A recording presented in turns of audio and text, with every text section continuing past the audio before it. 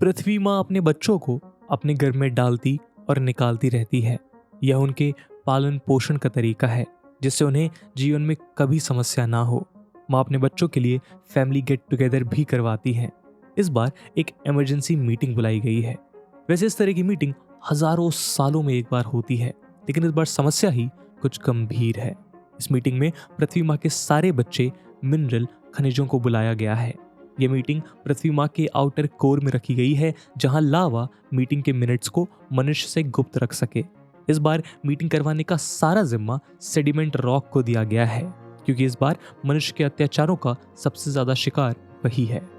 अब आता है मीटिंग का दिन। मीटिंग में छोटे बड़े सभी खनिजों को न्योता दिया गया है। सबसे पहले कोयला अपनी छोटी बहन मीथेन के साथ आता है। इस तरह की मीटिंग में लड़कियों का आना अलाउड नहीं है। मीथेन को देखकर सब लोग चौंक जाते हैं। पहले तो कोयले का एक अलग ही वर्चस्व हुआ करता था। उस समय कोयले को कोई कुछ बोल भी नहीं सकता था। तभी पीछे से ऑयल तशरीफ लाता है। उसके पीछे उसकी बहन नेचुरल गैस है, लेकिन किसी की हिम्मत नहीं है कि ऑयल को कुछ बोल दे। ऑयल के आने के बाद मीटिंग में थोड़ी अनईजीनेस फील होने लगती है। लोगों को अनुमान है कि यूरेनियम का प्रवेश होने वाला है। यूरेनियम लोगों के लिए एक प्रेरणा का स्रोत है। वह अपने टुकड़े टुकड़े करके लोगों की बहुत सहायता करता है।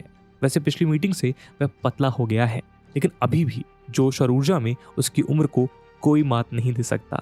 थोड़ी देर बाद द्वार पर रोशनी होने लगती है। तभी चांदी वहां प्रवेश करती है, लेकिन सबकी नजर सोने पर है, जिस पर बहुत सारे मिनरल्स फिदा हैं। कुछ लोग जिनका अलग ही स्टैंडर्ड है वह डायमंड की तरफ देख पाते हैं।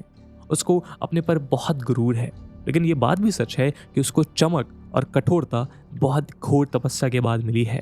तभी सबका फेवरेट आयरन मीटिंग में एंटर करता है। उसकी सबसे अच्छी बनती है।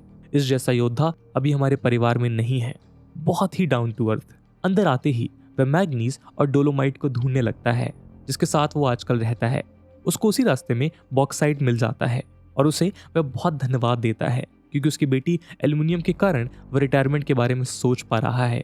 आज इस तरीके के फैमिली गेट टुगेदर में पत्थरों को बिल्कुल भाव नहीं दिया जाता। वही सबको अपने भारत पर लेकर चढ़ते हैं। सबने उसके अनेक एहसानों को भुला दिया है।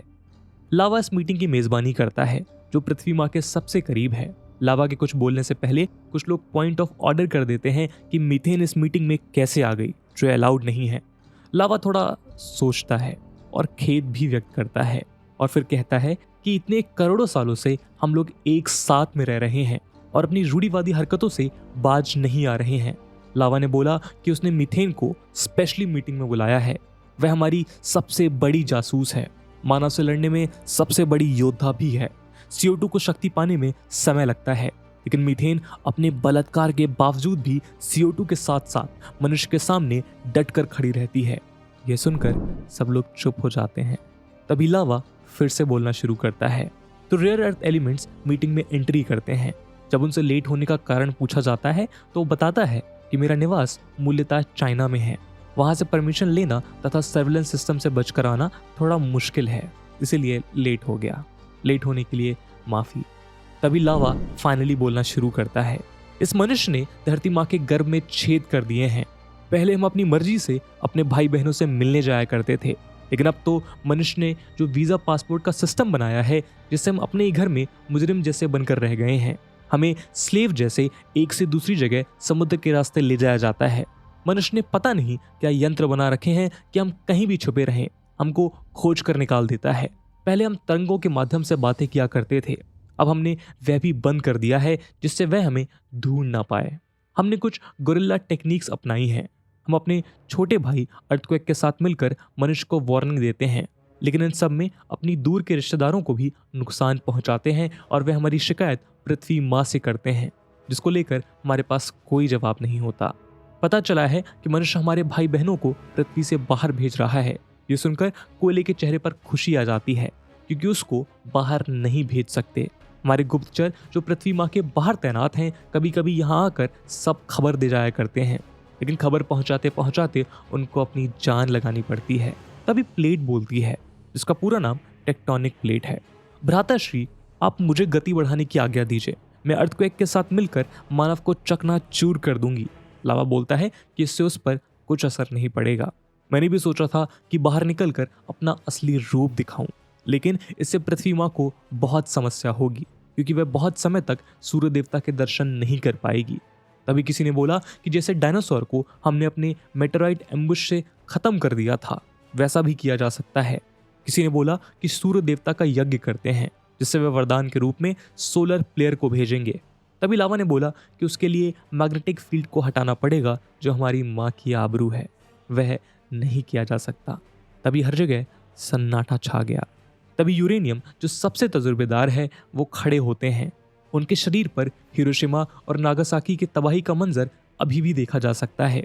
उन्होंने बोला, तबाही से कुछ नहीं हो पाएगा, हमें अपने समय चक्र को याद करना पड़ेगा, ग्लोबल वार्मिंग को भुलाना पड़ेगा। तभी किसी ने बोला, वह तो बहुत समय के बाद आती है, लेकिन शायद वही एक रास्ता बाकी है।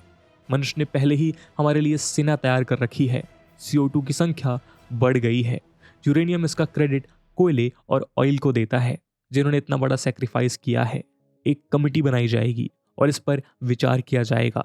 अब हमें अपने सबसे बड़े हथियार ग्लोबल वार्मिंग को भेजना ही होगा। जब जब पृथ्वी माँ पर अत्याचार बढ़ता है, माँ एक नया रूप धारण करती है और आज उसी रूप के आगमन के लिए ग्लोबल वार्मिंग को भेजा जाएगा। सबके चेहरे पर खुशी की लहर छा गई। सब लोग युद्ध की तैयारी में जुट गए।